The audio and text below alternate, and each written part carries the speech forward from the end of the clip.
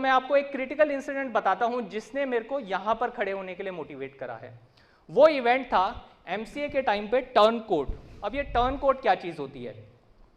College level का competition था, उसमें यह था आपको स्टेज पे जाना है, फॉर और अगेंस्ट टॉपिक के आपको ही बोलना है। तो जो टॉपिक दिया जाएगा उसकी फेवर में भी आपको बोलना है और उसके अगेंस्ट भी आपको बोलना है। अब मेरे साथ क्या था, मैं टेक्निकली अच्छा था पर स्टेज पे जाने में एक हेजिटेशन थी कॉलेज टाइम तक। और वो हेजिटेशन एक मैं hidden back of the mind, वो नाना पाटेकर वाली बात बता रहा हूं, वो स्टेज पे जाकर सिर्फ बोलने की नहीं थी, वो स्टेज पे जाकर इंग्लिश में बोलने की थी। तो मेरा टेक्निकल इवेंट किसी कारण से कैंसिल हो गया। मैंने सोचा अब इस इवेंट को तो रहने देते हैं, स्टेज पे जाएंगे झंड हो जाएगी। क्या हो जाएगी? झंड हो जाएगी। पर कितने लोगों को ये शब्द पता है? ज्यादातर को पता है झंड हो जाएगी, है ना? बेइज्जती हो जाएगी, आप स्टेज पे जाओगे। फिर मन में ये आया कि एक ऑर्गेनाइजेशन की बात है, उस कॉलेज में जो हम गए हैं वहां पे पार्टिसिपेशन के भी मार्क्स मिलेंगे, आई शुड पार्टिसिपेट। जो मैंने आपको value is equal to participation की बात करी, चाहे मैं सक्सेस मुझे मिले या ना मिले, आई शुड एटलीस्ट पार्टिसिपेट। मेरे को पार्टिसिपेट करना चाहिए, पार्टिसिपेशन के मार्क्स लेने चाहिए।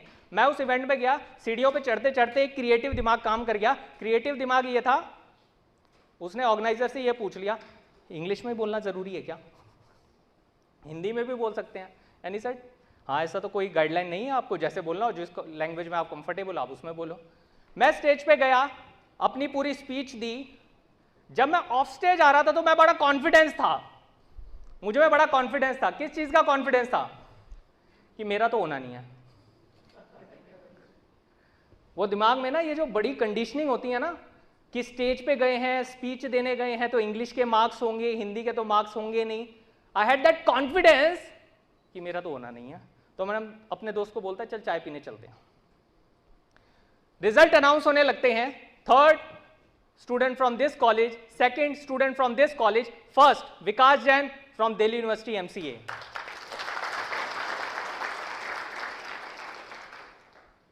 उस दिन मुझे लाइफ का पहला सक्सेस सूत्र पता चला। मैं आज आपके सामने 10 बताने वाला हूं। पहला सक्सेस सूत्र क्या था?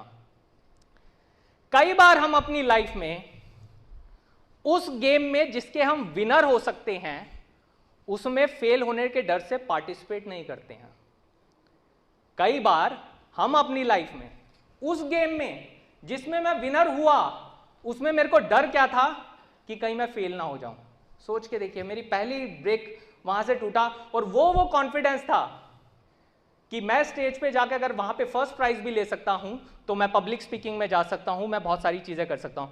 दोस्तों मैं आपको एक बात बताने वाला हूं, अगर आप सोच रहे हैं कि एक दिन एकदम से कुछ लाइफ बदलने वाली है, ऐसा बहुत कम लोगों के साथ हुआ है। पर रोज की रोज थोड़ा थोड़ा करने से बहुतों की लाइफ बदली है।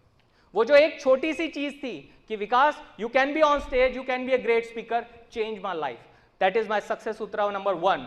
Overcome fear of participation in a game in which you might be the winner. सोच के देखिएगा, जब मैं ये वाली बातें कह रहा हूं,